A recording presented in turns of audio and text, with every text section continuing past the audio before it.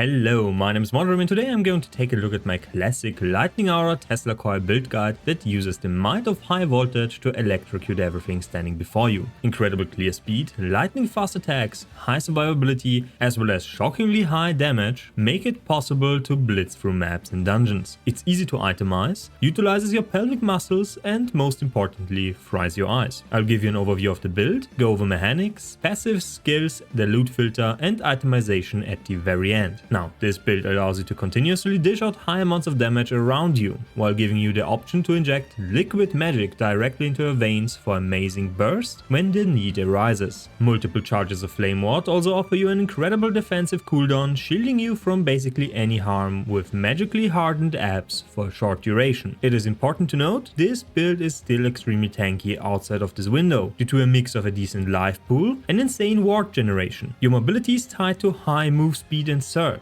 which enables you to reach upwards of 20 or even 30 flame aura stacks. This is possible because of two nodes, Storm Battery and Fulmination. Storm Battery gives you the ability to stack dormant energy up to 10 times. This is only possible while Surge is on cooldown, so you need to attack fast, very fast in fact. Using Surge again will consume those stacks and give you one instance of fire aura per stack consumed. But how do we scale spell damage while simultaneously having high attack speed? The answer is Firebrand. The combination of Brand of Arcanus and Wildfire lets us stack +5 flat spell damage up to 6 times, giving us 13 total. A Rune Dagger comes with a base attack rate of 1.14 and up to 40 additional spell damage. A variety of different nodes in the passive tree and 140% added spell damage effectiveness further boost the scalable damage of this aura, making it pop monsters as soon as you touch them. As for the passive tree, we want to pick up all the attack speed, ward retention and intelligence available to us. Burden of Knowledge has a hefty penalty to cast speed, but we never cast, so it's free 20 spell damage. The Arcane Shielding node is also very important to offset the damage penalty from dual wielding. Outrun and Outlast gives us a 30% cooldown recovery bonus for Surge at 8 points spent, but this one should only be picked up with enough attack speed. It will lead to a loss in DPS otherwise. All access points go into Mental Fortitude and Prodigy to improve our ward generation. Next, the Loot Filter. You can find a custom one in the description box down below. Just download and import it. It takes care of your whole progression, but you can safely use another one if you like. Moving on to skills, take note of the number besides each node signifying what to grab first and last. Starting with Mana Strike, your bread and butter. The attack speed node should be picked up first. Next, we basically do not need the mana generation of this skill, giving us the ability to convert it to ward. And the last node we want to pick up is Rune Set, giving us a stackable 12% global spell damage buff per enemy hit. This one does not have a cap, making it scale extremely well with fast hitting builds. The next skill is Flame Ward, an essential tool to our survival, providing us with a huge chunk of ward when used. Prismatic Buffer provides us with less elemental damage taken, and Barrier gives us 40% less hit damage taken for the duration of the buff. This is an absolutely enormous amount of mitigation and should always be skilled. Next, grab Eye of the Flame. This node gives us a global 15% damage multiplier for Fire Aura. This is huge and is good no matter what. There is another variation how to build this skill with the last skill points. The first variation focuses on damage, and the second variation drops the infusion nodes as well as a point in recollection to get Astonish. This node automatically casts Flame Ward when stunned. I personally like to have more control over my users, but it's a valid way to build this. The third skill is Firebrand. Brand of Arcanus should be picked first, giving us a sizable chunk of flat spell damage. Next, grab Everflames. This one is essential for quality of life purposes, refreshing the duration of all stacks of Firebrand whenever a new one is gained. I have to admit this skill feels awful without it, so you need to pick it. Wildfire is next on the chopping block, enabling us to stack the buff up to 6 times. All other nodes are used for more ward generation, can be picked in any order. Our movement spell is Surge. The most important nodes are Storm Barrier and Fulmination, enabling us to stack Fire Aura into the 20+ range. Grab Insulation and Storm Aegis for more ward generation afterwards and finish up with Jolt. And lastly, Enchant Weapon. Grab Concentration for more duration, Max Celerity for a disgusting 50% attack speed buff, and grab Conduit as well as Thundering next. This will change Enchant Weapon from an okay buff to a huge damage cooldown. Cleansed by the Elements provides us with another instance of ailment management, but this is not not as important as the other ones, since you want it on potion use for more control. Now a quick look at my gear, so you know what my damage roughly translates to. You can find the optimal set with example idols in the talent planner down below. First, a quick disclaimer: aim for bases with high armor, ward retention and flat spell damage on them. Having a rune dagger in your main hand with additional attack speed, lightning damage and shock chance greatly boosts your overall damage. Your second suffix should be either armor shred for more damage or frailty on hit. This one applies a damage debuff to enemies, even if it's just a few percent. The best offhand base is the crystal sword, because of its great base attack rate and innate attack speed. Aim for the same affixes as with your main hand. Your belt should come with the clean all aim lands on potion use affix. This one is crucial to have in the end game to prevent getting blasted by damage over time and debuffs. Next, aim for the flame ward charge affix on the chest. Having 2 charges for it will boost your survivability immensely. I personally like to have more intelligence on here for more ward retention, but you can slot in additional fire aura damage. The same is true for the helmet slot. Get lightning penetration on your amulet, and that's about it for essentials. Fill out your affixes with more damage over time, lightning damage, health and resistances. 2 uniques I consider very good for this build are Wing Guard for a whooping 40% attack speed in exchange for the ability to crit. We do not crit, so it's just really good. And Storm-Tide Boots for a huge amount of chance to shock and movement speed. This one got nerfed with the patch, since we cannot scale shock and shred effectiveness anymore. But this pair of sneakers is still incredible. Legendary equivalents of those are of course always upgrades. Speaking of legendaries, if you want more damage, Quicksilver Coils for additional attack speed are very good. Woven Flash for 100% crit strike avoidance. Prismatic Gaze for less elemental damage taken, as well as additional elemental shred. And Aurora's Time Glass for more attack speed, ward retention and a great cheat death passive are really good for this build. Next, a very quick look at idols. Hybrid Health Stouts are bae. Fill out your resistances first and pick additional adorned idols with ward retention next. Grand Glass idols come with increased area for your fire aura, which is quite nice for clearing an additional ward generation per second for survivability. And more damage can be acquired with large ones in form of increased fire aura damage. Grab resistances, lightning shred and armor for your blessings. Now this sums up my lightning aura Tesla coil build guide for last epoch. I will be back soon with another video, so make sure to sub, like and comment for more reviews, previews and guides. If you want to support me some more, make sure to check out my Patreon, PayPal and channel membership. I uploaded a short video just yesterday going over the content menu for this channel, if you want to have a bit more info on what to expect. See you next time and bye!